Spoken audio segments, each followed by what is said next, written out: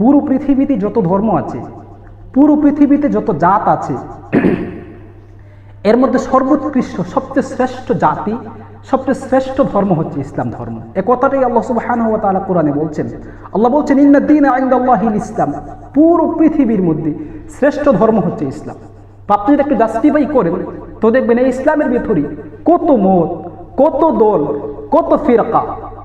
আপনি যদি দেখেন তাহলে দেখবেন এই এক ধর্মের মধ্যে এত মতবাদ, এত ফিরকা।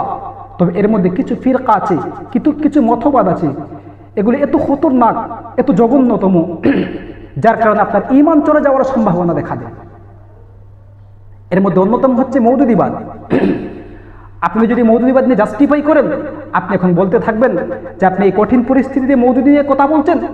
এই কঠিন পরিস্থিতিতে এই বিষয় নিয়ে কথা বলার কোনো যৌক্তিকতা আমি দেখি না। আপনি তো আশ্চর্য হবেন, আপনি জানেন না ওরা তো সাহাবায়ে কেরামকে সত্যের মাপকাঠি মানতেই চায় না, সত্যের মাপকাঠিরা বিশ্বাসই করতে চায় না। অথচ আল্লাহ সুবহানাহু ওয়া তাআলা সাহাবায়ে কেরামদের ক্ষেত্রে বলেছেন ফাইন আমানু বিমিসলি মা আমানতুম বিহি ফাকাদ ইহতাদাউ।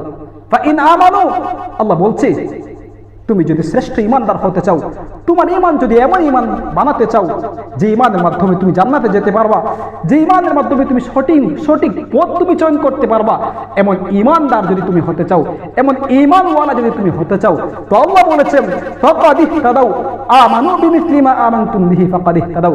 এমন ঈমানদার যদি তুমি হতে চাও তাহলে আবশ্যকীয় হচ্ছে, অফকোর্স তোমার জন্য অত্যন্ত জরুরি হচ্ছে সাহাবায়ে কেরামদেরকে তোমার আবশ্যক হিসাবে গ্রহণ করা। শুধু এখানেই না, আল্লাহ সুবহানাহু ওয়া তাআলা বারবার আয়াতে বলছেন, বিভিন্ন স্থানে আল্লাহ বলছেন, এক স্থানে আল্লাহ বলছেন রাদিয়াল্লাহু আনহুম ওয়া রাদু আন।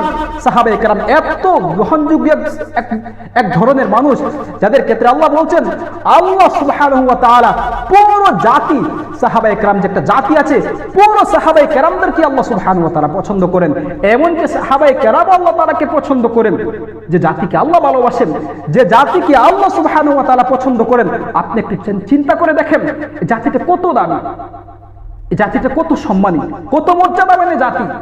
আপনি আশ্চর্য হবেন। আপনি দেখেন কুরআন আল্লাহ তাআলা বারবার এই জাতির প্রশংসাই করেছেন। আল্লাহ বলছেন ওয়াস-সাবিকুনাল আউয়ালুনা মিনাল মুহাজিরিন ওয়াল আনসার ওয়াল্লাযীনা ইত্তাবাউহুম বিইহসান। আল্লাহ সাহাবায়ে কেরামদেরকে এত গুণগান করছেন, তাদের এত ইতিবাচক প্রশংসা করছেন, আবার মওদুদিবাদরা এই সাহাবায়ে কেরামদেরকে নিয়ে বিশুদ্ধগার করছে। আপনি আশ্চর্য হবেন, আপনি আশ্চর্য হবেন। আপনি যখন মওদুদি সাহেবের খেলাফত ও মুলকিয়ত কিতাব আপনি যখন একটু পড়বেন, একটু জাস্টিফাই করে দেখেন, একটু তথ্য তালাশ নিয়ে দেখেন, ওইখানে হযরত ওসমান রাদিয়াল্লাহু তাআলা আনহুর ক্ষেত্রে এত বিশুদ্ধগার করা হয়েছে।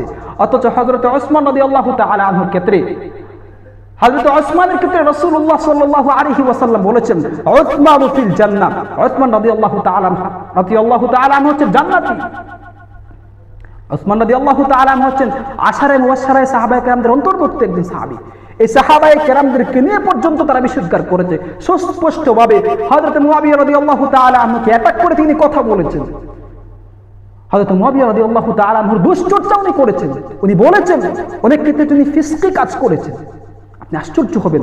আপনি বলবেন এই কঠিন পরিস্থিতিতে, এই কঠিন সিচুয়েশনে আমি কেন তাদের বিরুদ্ধে কথা বলছি, আমি কেন একজন মৃত ব্যক্তির গীবত করছি?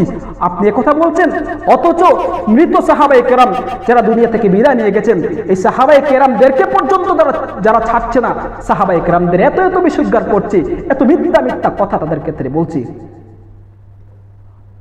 আপনি একটু জাস্টিফাই করেন, আপনি তথ্য তালাশ করে দেখেন যে মওদুদিকে আপনি নিজের আইডল মানছেন, নিজের আইকন হিসেবে গ্রহণ করছেন, নিজের জন্য একজন মাইল ফলক হিসেবে গ্রহণ করছেন।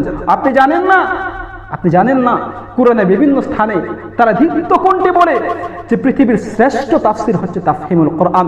অথচ আপনি যদি তাফহিমুল কোরআন দেখেন, আপনি যদি তাফহিমুল কোরআন পড়েন, তাহলে দেখবেন এক স্থানে তাফহিমুল কোরআনে মুহতারাম মওদুদি এই ব্যাখ্যা করেছেন, এক আয়াতের ব্যাখ্যা করতে গিয়ে বলেছেন উহুদ যুদ্ধে সাহাবায়ে কেরাম, উহুদ যুদ্ধে আল্লাহ রাসূল সাল্লাল্লাহু আলাইহি ওয়াসাল্লাম পরাজিত হওয়ার মৌলিক একটা কারণ হচ্ছে সাহাবায়ে কেরামদের মধ্যে লোভ চলে এসেছিল।